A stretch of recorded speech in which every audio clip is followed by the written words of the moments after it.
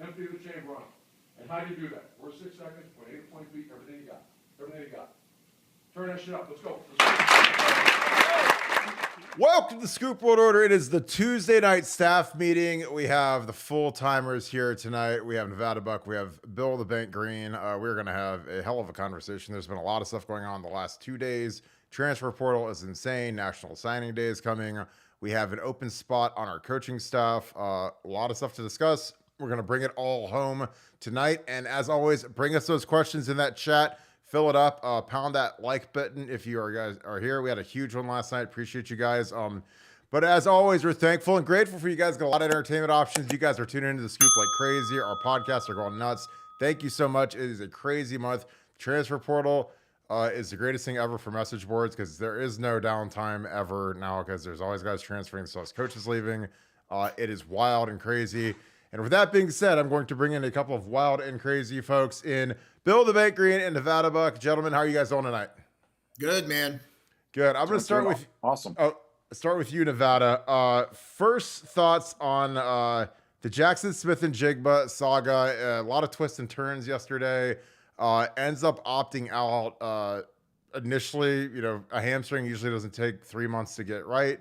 Thought there would be a good chance to be playing against Georgia. He opted not to. He opted to train down at Exos in Florida. What are your initial thoughts on that, and how does that affect our preparation for the Georgia Bulldogs?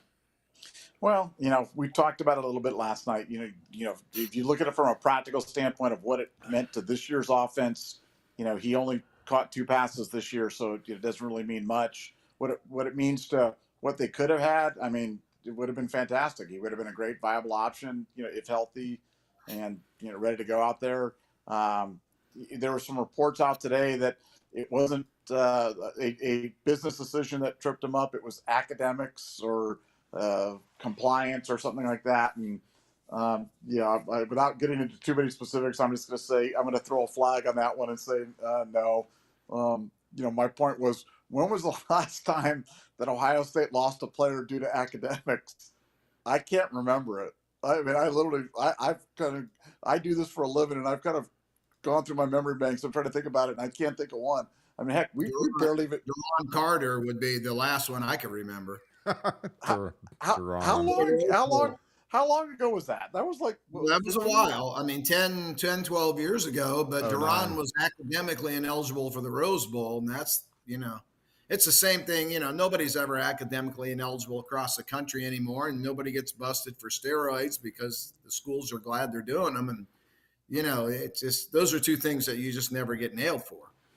Mm-hmm. Yeah, the drug testing one's interesting because, again, that's the other thing I was thinking. Like, when's the last time an Ohio State player got nailed for a drug test? I can't remember. Not just Ohio State. I mean, nobody gets nailed for steroids, and every kid on every program is, you know, if you're not using them, you're stupid. I mean, so it's just, it is what it is, you know? I mean, it is what it is. So I don't buy that either. I think it was a business decision. I mean, when he didn't play in the Michigan game, he is not going to get the miracle cure over the next 4 weeks, you know? So once he didn't play at home, Michigan senior day, biggest game of the year. Once he didn't play there, I mean, that party was over. Yeah, I agree. I was kind of stunned, hoping for the best, hoping he'd strap it up and go one more time against the Bulldogs. But, you know, they don't make them like they used to. And good luck to Jackson. I hope he trains well and is ready to go for the combine. Bank, you know, we draw Georgia. Obviously, you coined the term Northern Lamb. We've seen a lot of Northern Lambs. You know, we feed Cincinnati. We've seen Michigan last year. It's Northern Lamb. How does this Ohio State team match up versus the Georgia Bulldogs down in Atlanta for the Chick-fil-A Peach Bowl? Well, I mean, they're going to have to play their very best to beat Georgia. They will have to play at a level that we haven't seen in 2 years. I don't know. I can't think of a game they've played in the past 2 years that would equate to beating Georgia. The last game I can remember where you're going to line up and beat Georgia would be when they beat Clemson in the COVID year, when they just smoked them. They will have to play at that level, you know, and really their only path to win that I see is a shootout where they just are rolling offensively like they were that night against Clemson, throwing bombs over the top, and then you force Stetson Bennett to catch up. You know, that to me, that's their only path to win. They're not going to win a slug fight or a rock fight. They don't have enough rocks. You know, they're not physical enough. I think Georgia could win a shootout maybe with all those tight ends and all those weapons, but I think that gives Ohio State the best chance. Outscore them, get that thing into the 40s, like they did that night against Clemson. And even the Trevor Lawrence, as great as he was, he couldn't keep up. So I think that's Ohio State's only path to win over Georgia. It's play the best game they've played in 2 years and light that scoreboard up. Nevada, your thoughts on initial thoughts on the Peach Bowl? Well, I just think you're going to have to go fast. You know, I think it's kind of hand in hand with what Banks said about scoring a lot of points. I think you're going to have to throw out the check with me, let's get in the perfect play on the offense. I think you're just going to have to let a rip tater chip and go to the line every time. You play with tempo. Be ready to, if you go 3 and out, so be it. That's what's going to be. I talked last night about using all 4 downs. I mean, I would use all 4 downs. I would go fast, and I play fast and loose, and just let the let the chips fall where they may. I think Ohio State's got a puncher's chance in that game. As Bill said, it's going to take a near perfect game by them to win it, but they're capable of it. They haven't put that together for a while, and one thing I've learned from watching teams is eventually, things like that happen. Everything falls into place, and you play that perfect game. We've certainly seen the bad games. Now we're waiting for the good one in all 3 facets, and the Buckeyes are certainly capable of doing that, and hopefully it's against Georgia. Yeah, I agree. I think they got to go fast. When we played Arkansas in 10, we went no huddle. It shocked them. We hadn't shown a lot of that, and we got off to a huge lead. We almost blew it just because we were screwing around too much. But I think when you have a month, you can basically change everything. Like when we played the Florida Gators, man, they changed their entire defense, and it was like everything we'd scouted they didn't do, because you literally can install. It's like training camp. You can install a whole new defense, and it doesn't have to be the most crazy thing in the world. But if you just install some wrinkles that no one's seen before, these guys have to adjust on the fly in the bowl game, and all the tape that they studied kind of goes by the wayside. So it'd be interesting to see what Jim Knowles schemes up against these guys. I think obviously blocking their interior guys, Jalen Carter is maybe the best player in the country. The defensive tackle is fantastic, and there's not a lot of guys like that walking around in Ohio Bank. I see you laughing, but that guy. He's the chainsaw maniac to the Northern Land. That guy's he's a bad dude. But your thoughts on Jalen Carter, Bank? Oh man, I love that guy. Like I say, when you said he's the best player in the country, you kind of think, now wait a minute, and then you take another thought, and it's like, my God, he might be. He literally might be the best player in the country. I mean, he's devastating. I mean, and he single-handedly stops running games by himself. He can put pressure from the inside. I mean, he's a bad dude, man. He's a bad dude, and you have to get him blocked. You have to find a way to get him. You got to negate that guy somehow. Yeah, I watched him against Oregon today. I have the coach's tape of that, and it is terrifying. He's really good, and I'm like, oh man, that's going to be a guy that Matt Jones has got to heal up as fast as possible, and we might need to play 2 Matt Joneses at the same time for that guy, because he's that good. He's a guy you got to double team. He's a guy you got to chip. He's a guy you got to just beat up. You can't let him have free runs. You can't let him take advantage of your guys, and you can't let him get into a rhythm, because he's a nasty dude. Bang, I'm going to stay with you. Transfer portal. Any surprises thus far? Some big names, DJ Uiagalelei, Caden Slovis, a lot of guys that really can't help Ohio State, but the quarterbacks seem to just be playing musical chairs. JT Daniels, a lot of 5-star, highly ranked guys. Moving on to their 2nd, 3rd, 4th programs. Any thoughts? I mean, obviously a guy that we wish we'd go after would be Tommy Brockermeyer, who is the number 2 player in the country, a 5-star tackle. Would if you're Mark Pantoni, would he be? He's your crown jewel. He's the guy you're sleeping outside of his house and trying to get a talk with him and see NIL, whatever it could take to get a 5-star left tackle in here. I think so, and I don't know. If he's leaving Alabama, the general school of thought is that he can't play. But I'd take a chance. You know what I mean? Yeah. I don't want to roll the dice on a corner and then hope that he's maybe good enough to beat the corners I already have. I don't want to roll the dice on one of those quarterbacks. I mean, doesn't make sense. But if I am going to roll the dice on an unknown, that dude would be number 1 on my list. Yeah. And I would take him. I would take him right now, and I would make him prove to me that he can't play. Yeah, I mean, he was really special coming out of high school. I have no idea where he is today, but I sure want to find out. Do you think it's a homesickness issue? Do you think it's a depth chart issue? Do you think, I mean, 'cause his dad was a great NFL player, Blake Yes, Brockermeyer. yes. I mean, he's got the genetics, he's got the temperament. Uh, does he just want to go home to Texas and be a Longhorn? I mean, that was my Well, I initial mean, thought. yeah, the school. I mean, you also there could be that maybe he's just not very good, and maybe Yeah. everybody was wrong on him, or maybe he doesn't apply himself. Maybe he's lost his desire for football. I don't know. Yeah. But like I say, if there is a case, and I'm going to take a kid that I don't know something, he'd be the guy rather than just rolling the dice to bring another DB in here.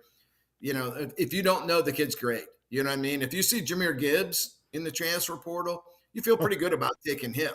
You know what Yeah. I mean? You don't need to look at too much film. So I would roll the dice on Brockman. I really would. I mean, with their tackle situation heading into next year, I'd bring him in, and if he can't play, then you would say, "Oh well, we messed up." Yeah, I agree. Nevada, are there any guys that have hit the portal that you say, God, I wish we'd go after him hard. God, I wish we'd, be the aggressive team, be the kind of the tone setter. I mean, Trace Ford's a kid from Oklahoma State. Jim Knowles guy played some jack for him. That's a guy that he obviously being an Oklahoma State defensive player piques a little bit of interest. Anyone that piqued your interest, Nevada, if Drake May hits the portal, which it doesn't seem like it's going to happen, upset the apple Yeah, cart. Is it? Go ahead. no, but to me, it's a more of a philosophical thing, and I think what Banks expressing is one point of view, and I totally understand it and get it. But for me, I would just be using the portal for guys that have proven themselves at the college level, and that you can take from smaller schools. When a guy leaves Alabama as the number 2 player in the country, left tackle, going to me, that just throws off so many red flags that I'm just not sure that that's the profile of the guy that you're going to have success with. I think, getting somebody from a Miami of Ohio or from a Toledo or from, one of the smaller schools, from a Tulsa or from a smaller school that's played well, that you've got 3 or 4 years of college tape on, that's coming as a graduate transfer or, upperclassman. To me, that's where I'd be using the portal. I think that's where it can be the most effective. I understand how attractive it is to kind of look for some of these kids who are highly ranked coming to college, but man, uh, I just can't believe, maybe I just can't wrap my mind around the fact that Saban would let some sort of transcendent talent walk out the door. And maybe I'm giving him too much credit, but that's just my kind of point of view on the thing. I just think that if a kid's leaving Alabama, it's probably for a reason, and the reason's probably not something that's beneficial for Ohio State. But again, maybe that makes me a dumbass, and I've been a dumbass before, but I don't know. I'd look for more proven kids. Yeah, it's interesting because the portal, it seems to be guys that are super heralded guys that are young that maybe haven't panned out, or it's guys that are at lesser schools that have kind of overperformed and want to move up to the big show. It's like you get a kid from Kent State who's dominating. Well, that receiver is good. I mean, Ohio State doesn't need receivers, but that Cephas is a stud, and he's going to be somewhere next year and make an impact somewhere. He's really good. But, for Ohio State to go after him makes no sense with their receiver room. But somebody's going to get that kid and would fit the profile of what we just talked about, that smaller school kid that wasn't really that good coming out of high school, but he's freaking good right now. Oh yeah, the Toledo's quarterback who we saw, like I know that he's not Ryan Day's type, but that guy just won the MAC championship, which again, people roll their eyes at the MAC, but I'm like, there's some damn good football in the MAC. A lot of these coaches in the MAC are gonna be coaching the Big Ten in about 2-3 years, and I think your boy Sean Lewis, who just went out to Colorado with Dion, he's gonna be one of the hot guys because they were 21 in offense last year, and I think they were like 44 this year, and he'll go out with Primetime, and Primetime's calling Brandon Ennis and all these quarterbacks. And, Boulder, Colorado is a pretty nice town. I used to go there every 2-3 times a year. My in-laws live there, and it's beautiful out there. So, plus, I mean, it's not like Iowa State where nobody's ever won there and you can't win there. People have Colorado won a national championship. I mean, I know it was a long time ago, but you can win at Colorado. You definitely can win. You know what I mean? There's resources there. There's money behind the program.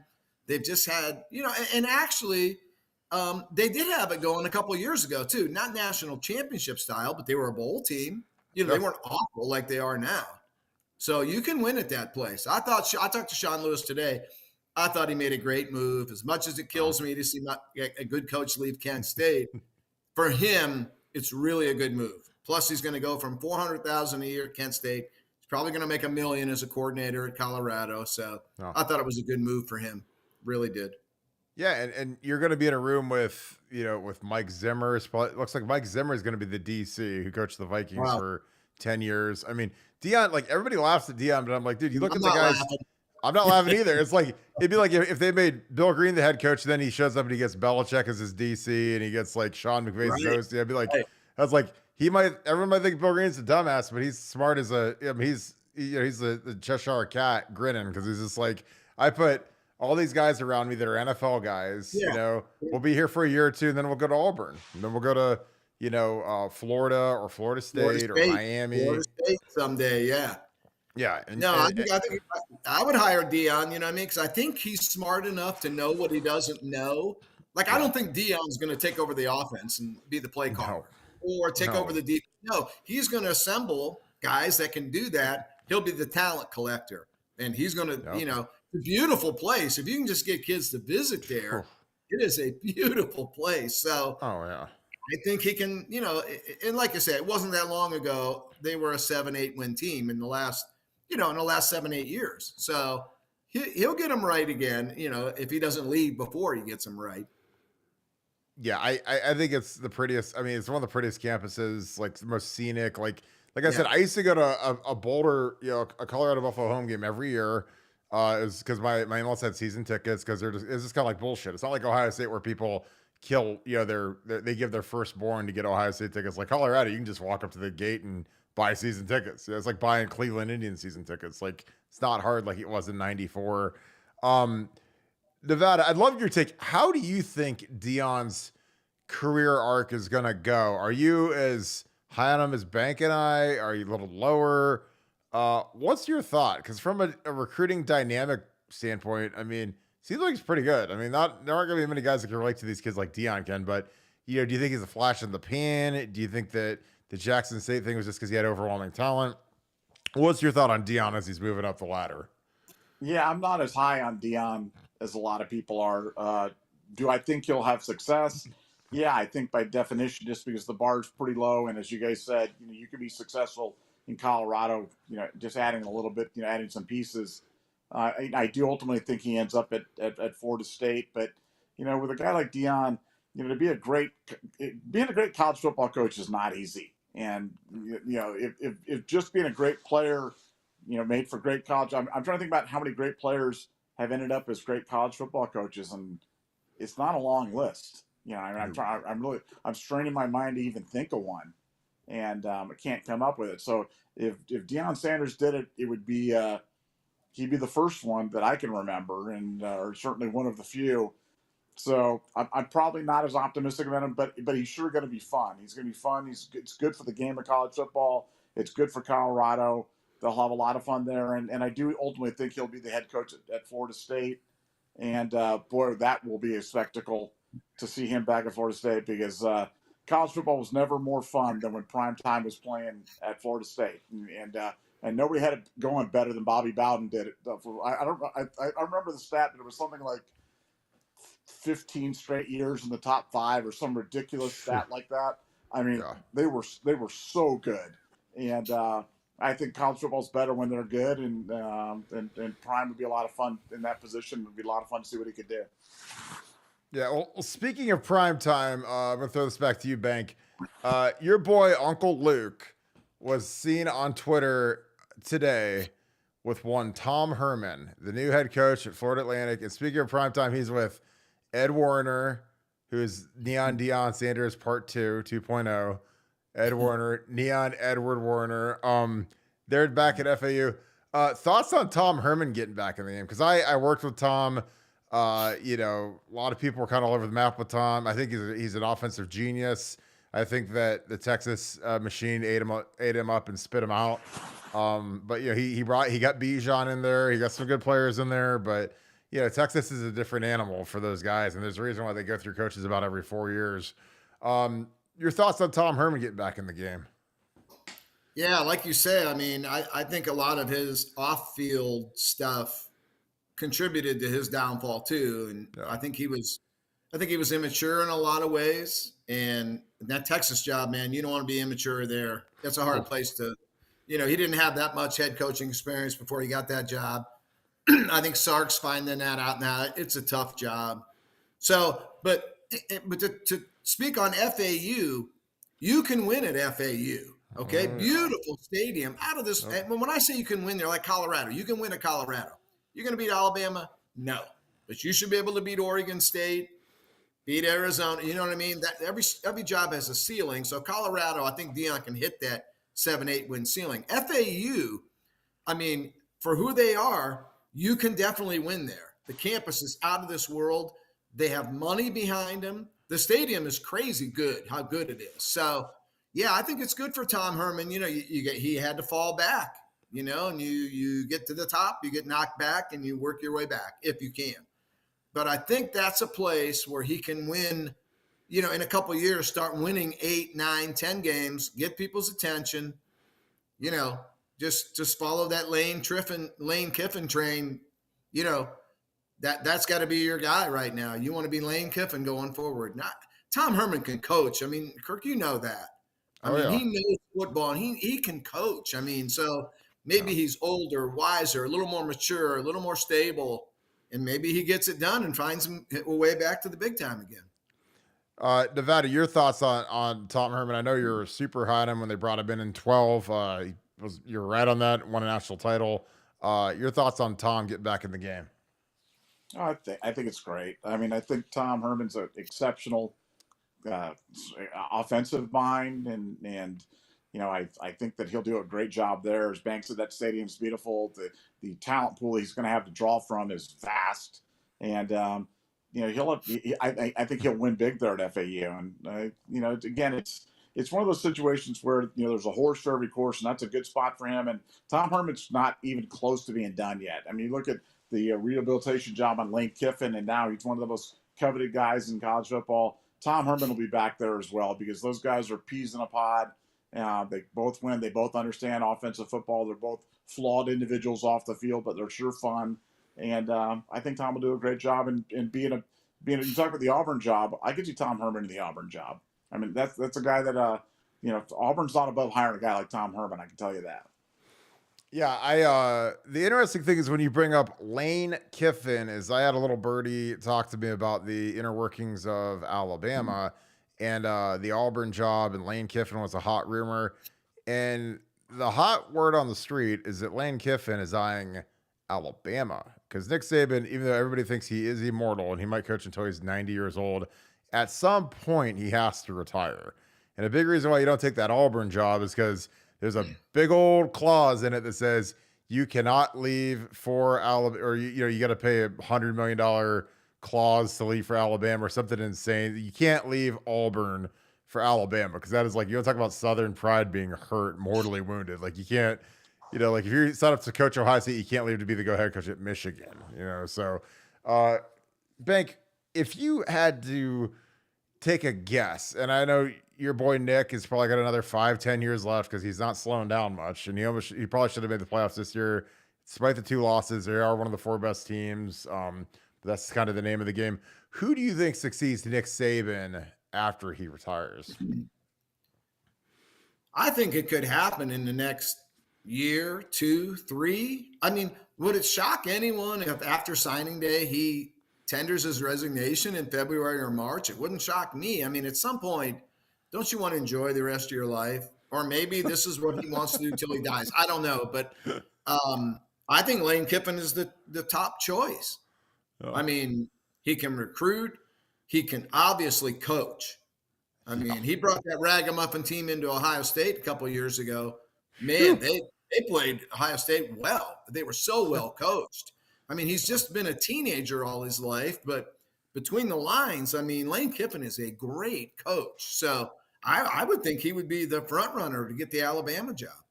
If it happens in the next year or 2 or 3, if Saban goes another 5 or 6 years, then, how they cycle these coaches. You're hot today, you're cold tomorrow.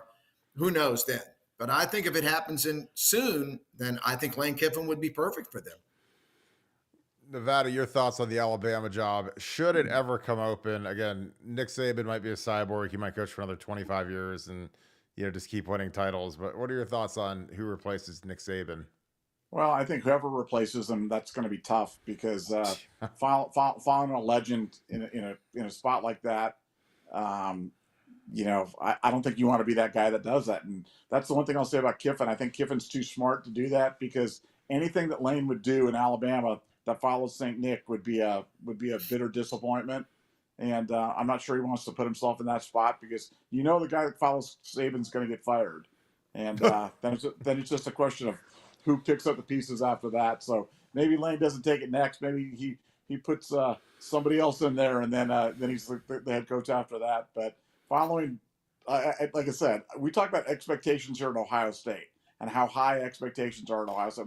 We know how brutal the fan base could be, and how demanding they could be. And we've won three national championships in 53 years or whatever it is. I mean. Yeah.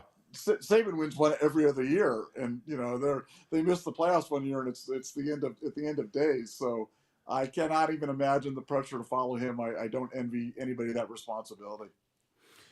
Yeah, it's going to be spectacular to see who gets that job. I just think that it's when you follow up a legend, man, you're not going to top what they do. You're not going to top Nick Saban's legacy. I mean, you probably won't even come 25% of it. You're not going to win 7 titles in however many years like he did. I mean, I don't know if we'll ever see an era like that again with NIL and with the portal, unless they regulate the portal and they shut it down a little bit. How do you keep these guys? Bank, we talk about recruiting, we got to get 5-star tackles in here, but hell, their 5-star tackle just walked out the door and he's a freshman. It's like, you're waiting for him. They bring in the transfer from Vanderbilt. He started at left tackle this year. JC Latham started at right tackle. Good shot. You move Latham to left tackle next year. Vanderbilt kid moves on, open tackle spot, and your guy that was the number 2 player in the country just walks out the door. Talk a little bit about that. Are we ever going to see a run like what we've seen with Alabama in the last 15 years? Oh, I think it's impossible to do what he did. I don't think so at all. I mean, it's amazing.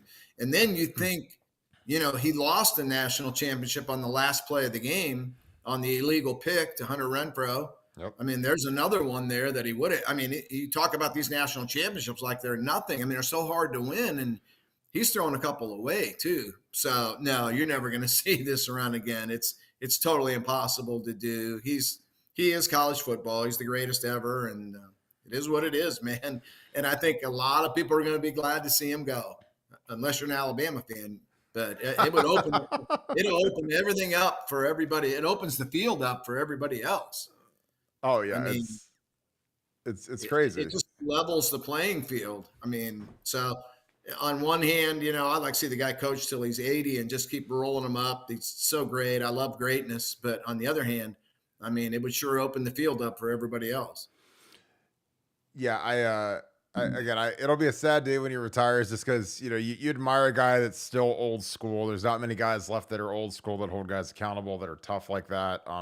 And again, it's hard to do that if you don't have the clout and the credentials he does. He could point to all the trophies and say, "Look, you're going to do it my way," or you can go take the bus back to Texarkana or wherever you came from, Florida. I mean, or because most young coaches, they can't do that because they don't have the clout that Saban does. And he's like Belichick. Like, he's not going to change for anybody. He's too old. He doesn't care.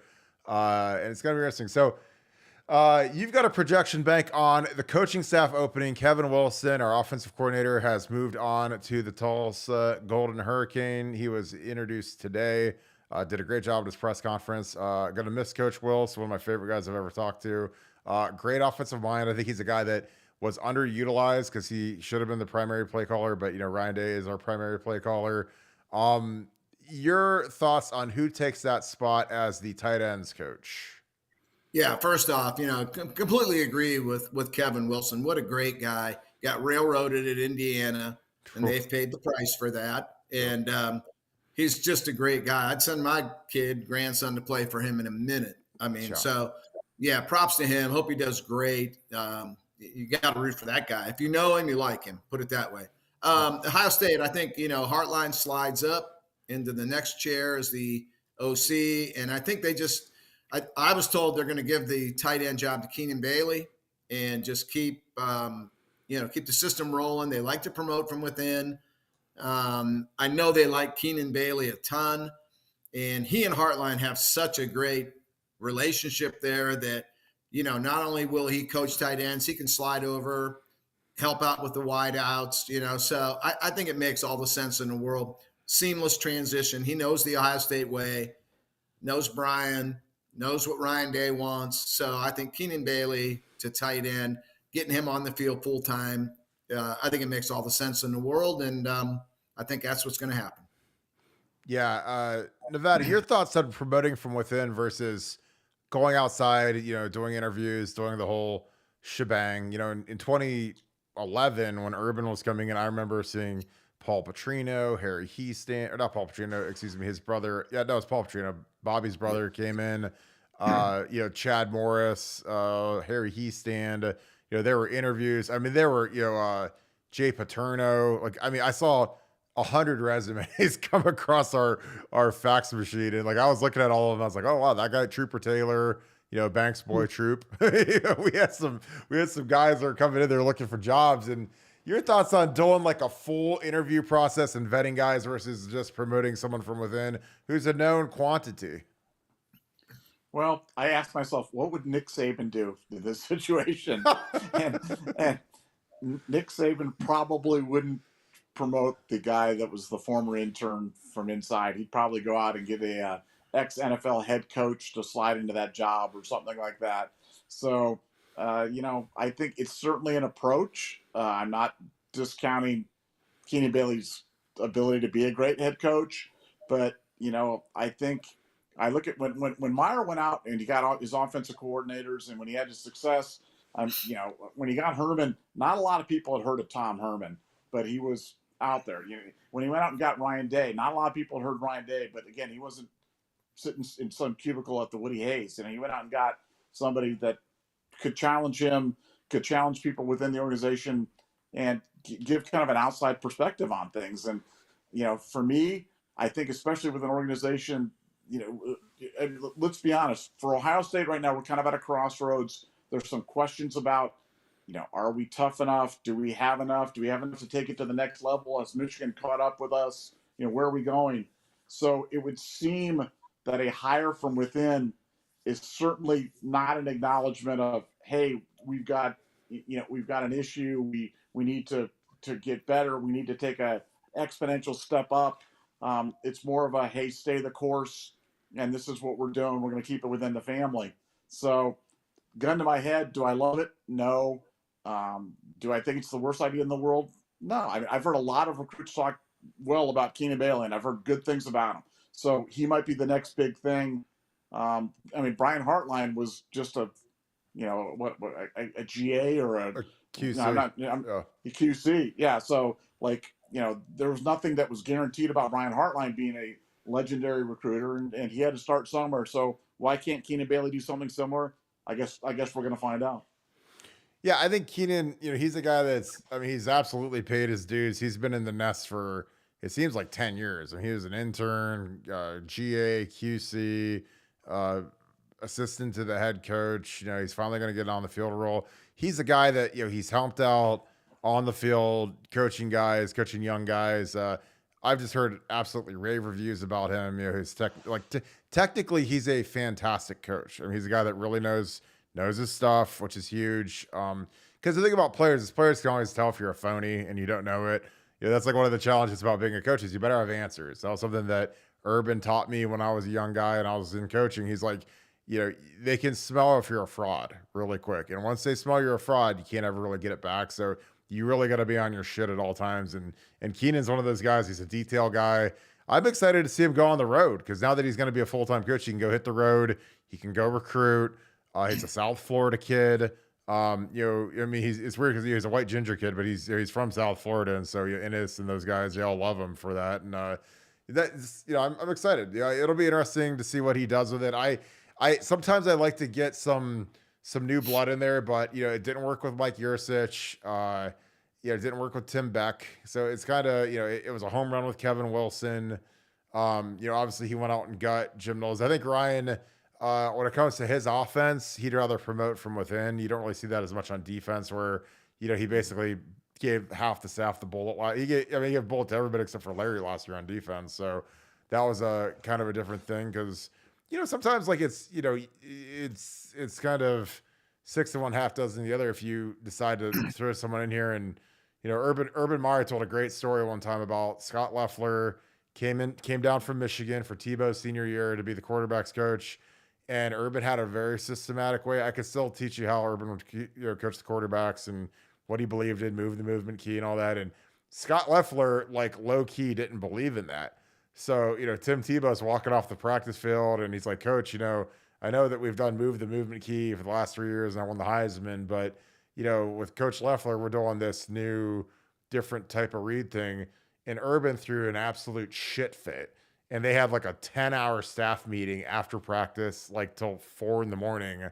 to realign the staff. And, like Urban is absolutely off the chain. And I love shit like that. But it's like Scott Loeffler didn't know what he was getting into. He went down there and he went to a coaching clinic in like the Florida high school coaches clinic. And he was showing Chad Henne film instead of Tebow film. Like when he's got a Gator polo on showing Michigan film. So it's like, I don't know. That was a pretty classic Scott Loeffler lefty story. And I like him. He's an Alliance guy. He recruited me when he was at Michigan. But Bank, signing day is coming. It seems like we're fading on a lot of these defensive ends. Is there any good news coming for National Signing Day for us? Well, I know there's a lot of pessimism on Damon Wilson, but I'm not hearing that from my guys. And that's all I can go by is my guys. And my guys, now they're not saying ink, but they're saying Ohio State, keep the pencil ready with an eraser, but they still think it's Ohio State. So, that's good news. Then you got Mateo, who I don't think is anywhere near close to making a decision. I think he's going to be a February signee at the end of the day. And, I think Ohio State's right there. We've talked about this before, with his dad probably thought DJ was going to be a first-round draft pick. That is not going to happen.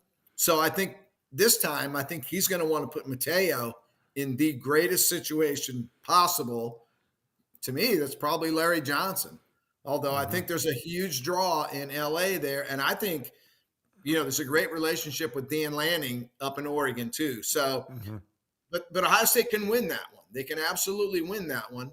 The SFE coaches were at Ohio State for the Michigan game, and Ohio State really wanted to know if there was anything could be done to get back in on Mark Fletcher, and they were kind of told no, that, the NIL was a huge factor there, and you probably got to find a running back somewhere else.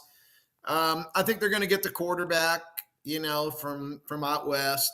I still think they're going to take 2 running backs to replace Mark Fletcher. I could see one of the Ohio guys and then maybe the Wilcox kid, and kind of maybe not get the quality of Mark Fletcher, but maybe you go 2 for 1 there and build that room up. And because you saw what happened this year, man, you get a couple of injuries and you're not at running back what you thought you were going to be. Yeah. So I could see that. There's a long way to go, even though that sounds, it doesn't sound right, but there is a long way to go yet. And we got to see, you don't judge a class until you see who they've signed. So I'm not going to panic at what happens in the first signing period, because a lot of guys are not going to sign, and you can take a shot at them. And if you're taking a shot at those kids with national championship rings, that can be a deciding factor too. So I think this class is going to end up in the 3, 4, 5, 6, 7 range, which is fine. And, then it's development and coaching after that. Yeah. Bank, how much has signing day changed for you given the transfer portal? I mean, you get these kids back in the day. It's like you had these kids pretty much locked in.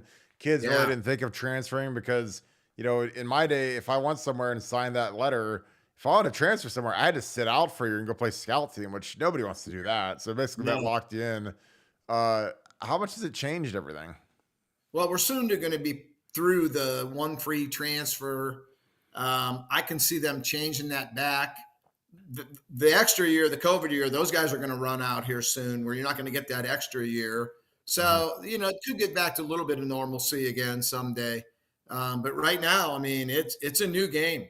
It is a total new game, and maybe not so much for Ohio State, but like the lower teams. I mean, you can rebuild your roster through the transfer portal, especially if you're not very good. You know what I mean? For Ohio State, they got all 4 and 5 star. They got 85 4 and 5 star kids. So how many of those 1,000 kids in the transfer portal are better than what you have on your roster right now? I think the big schools are going to they have to be selective. Bama will bring in, guys that are guaranteed starters, 2, 3 here, 1, 2. Ohio State, I thought did a great job with Jonah Jackson, Justin Fields. They've been pretty smart in how they've done things. But, I mean, to think that you're just going to bring in 20 guys at Ohio State and then toss 20, there's no way there's 20 guys in the portal that are better than what you have on your roster right now. I mean, you're a playoff team, for God's sake. So, yeah, I think they got to be selective. I really think they need O-tackles, though, really bad. But, it depends on how they see it. Maybe Justin Fry doesn't agree with that.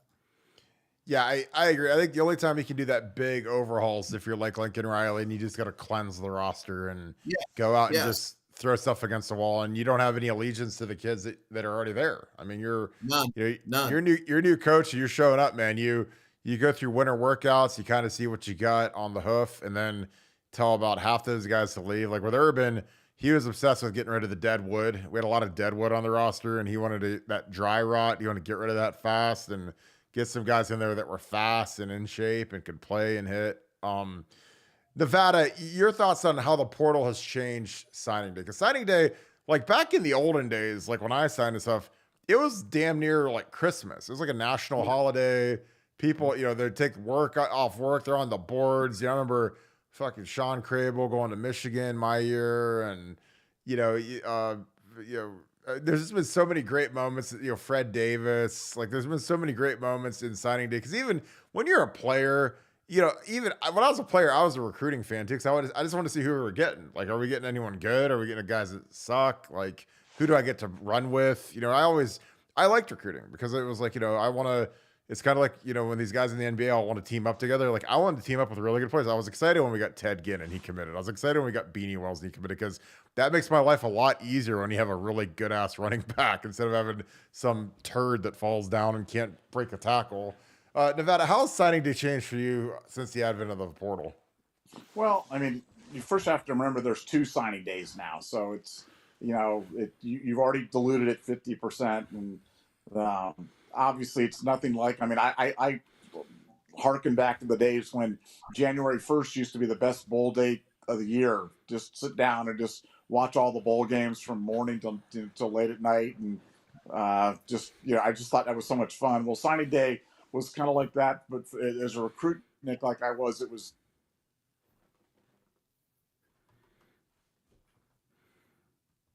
Thank you. You still there, Bank? I am, yeah. I think Nevada faded.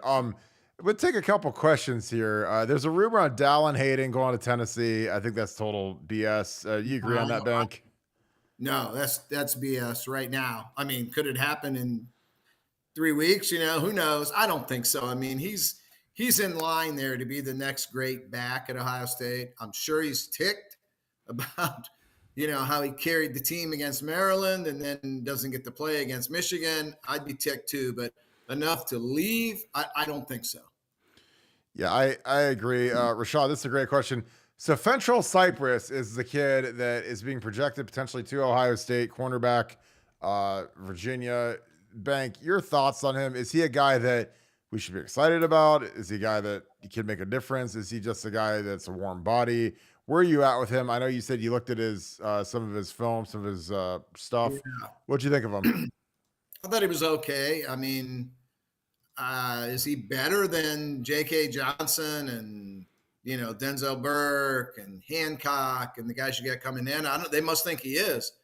I didn't see, Jeffrey Okudah when I saw the film, and then you look at the Pro Football Focus grades, and he looks like a decent player.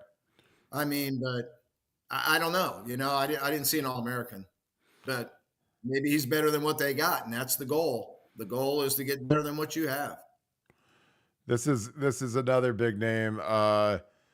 Dason McCullough, a kid that's been committed here for a long time. His kid, he's a superstar. I mean, I think, people are projecting Oklahoma now. Your thoughts on Dason, son of Dylan McCullough, who was the running backs coach at Indiana, which is why he ended up at Indiana. Then, of course, dad goes to Notre Dame, which is why you should never follow your dad. But your thoughts on him. Does Ohio State have any chance here?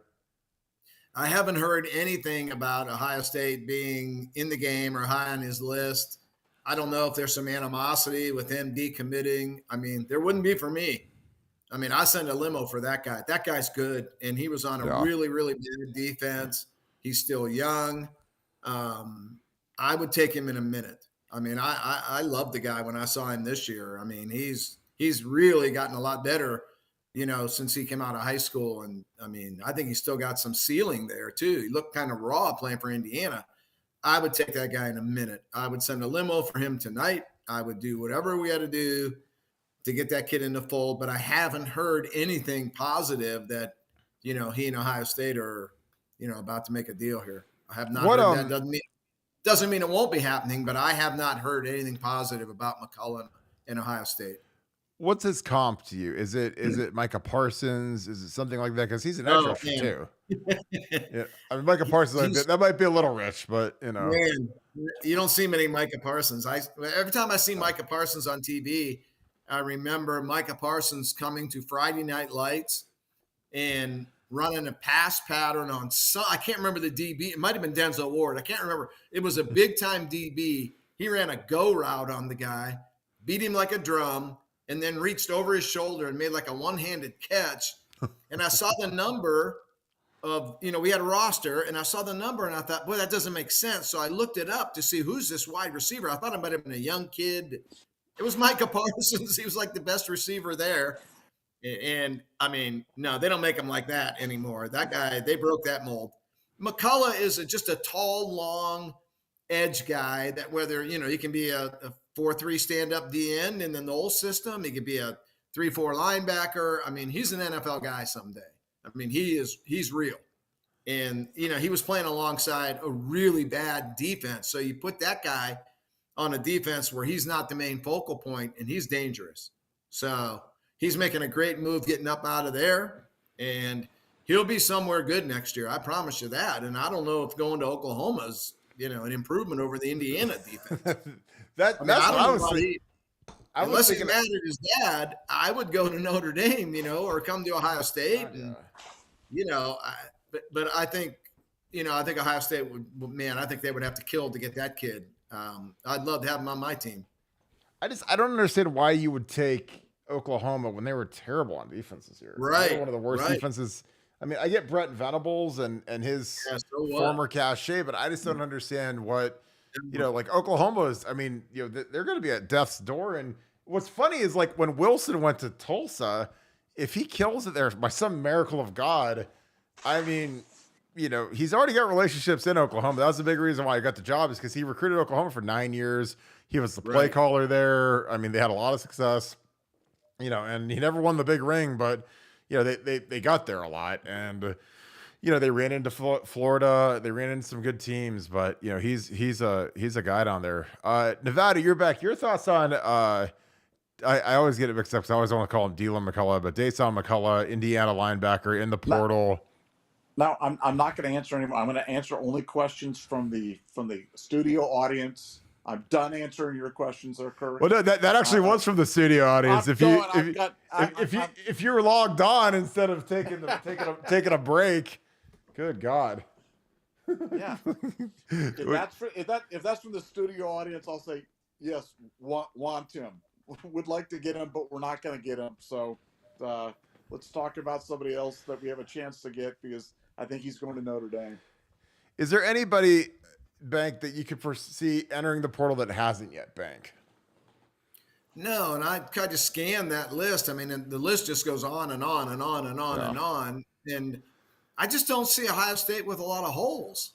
And maybe I'm wrong. I mean, they're a playoff team, for God's sake. I mean, and I think O-line is the one thing I think that could be a trouble spot for next year. But everywhere else, man, I think they're in pretty good shape. They got a lot of young talent and a lot of guys coming back. So I didn't see a lot of holes. But, like I say, you let Stover jump into the portal. Let Tommy Eichenberg jump in, or not portal, but let him go early to the NFL. Let Eichenberg go early to the NFL. And now you have a hole.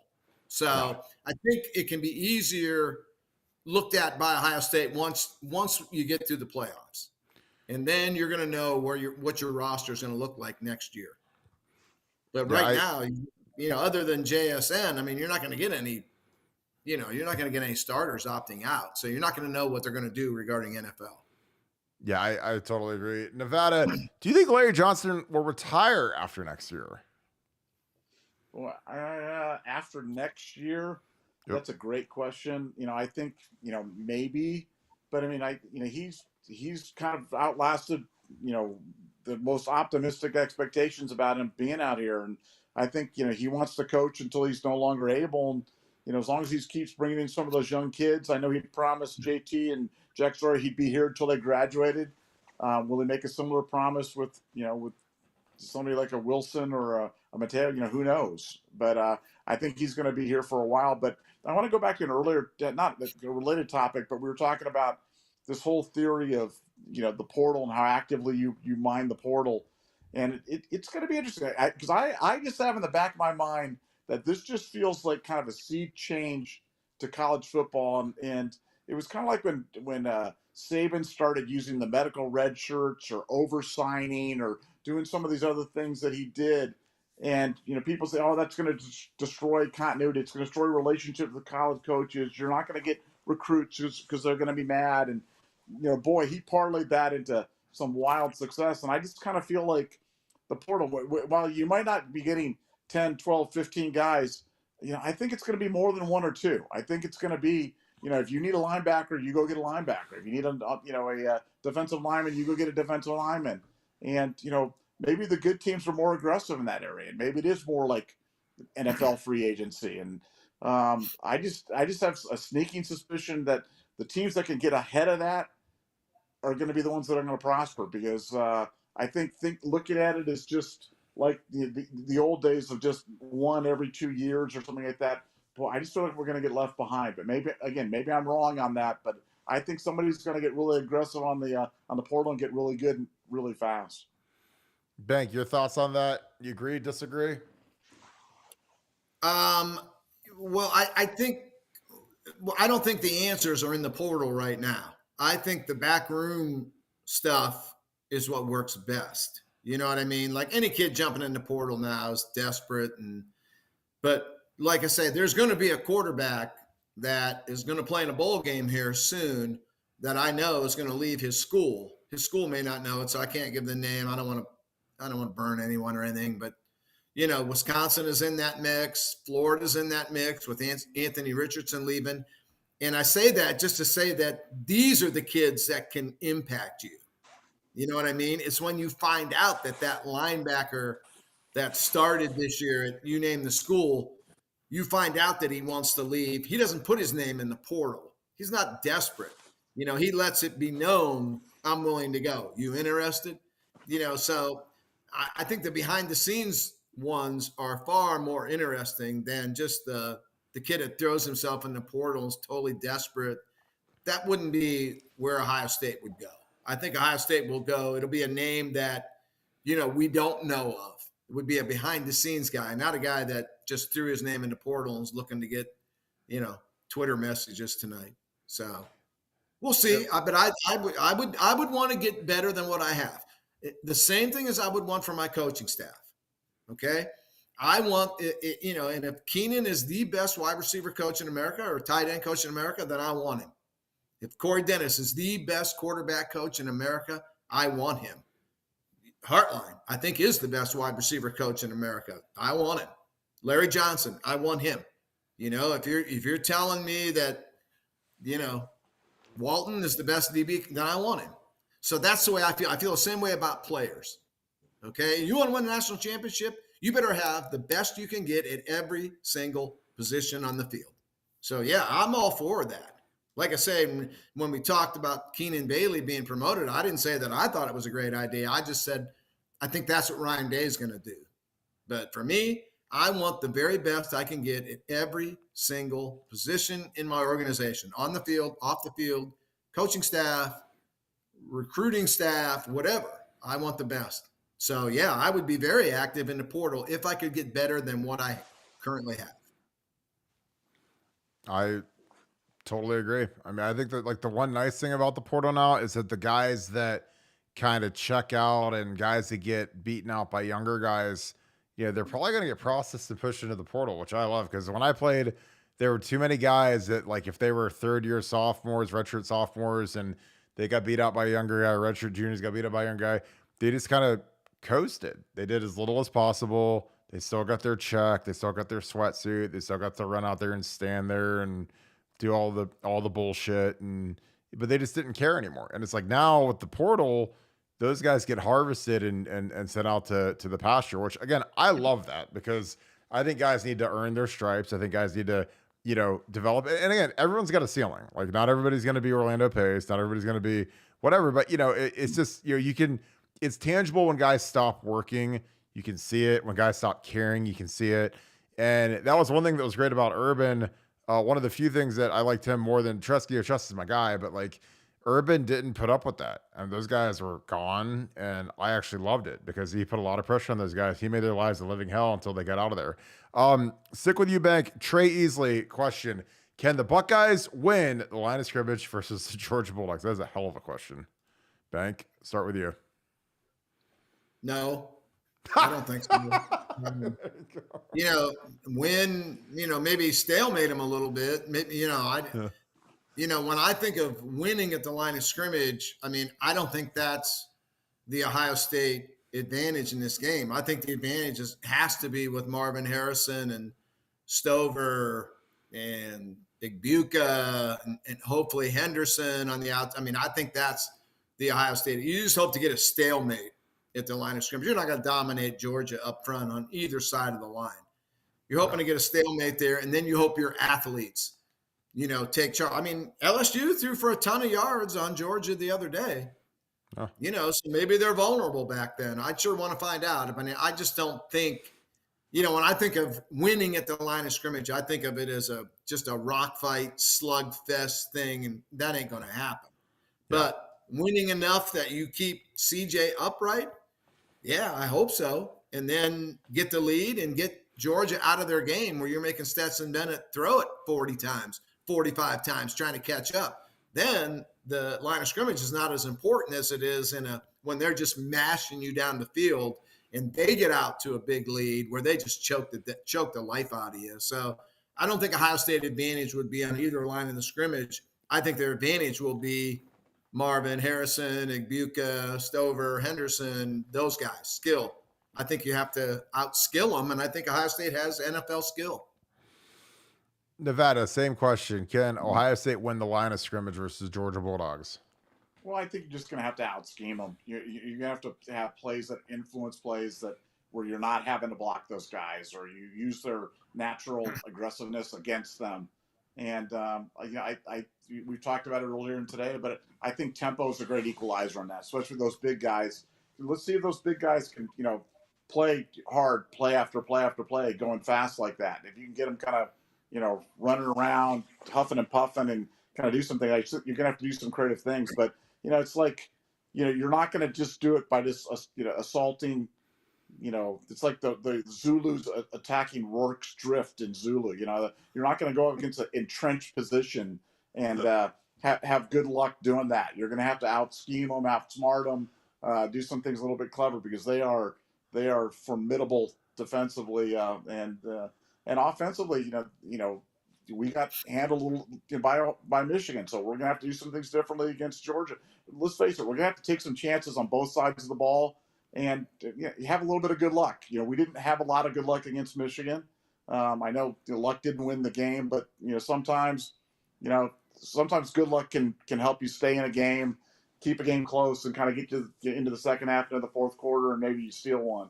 And we're certainly good enough to do that. And we're due for some good luck. We're due for some good execution. And I really think we're going to play well against Georgia. I think the biggest key on all this stuff, when you take away all the noise, is I really do think that Ohio State can approach the game as an underdog. I think Ohio State has traditionally been a great underdog spot.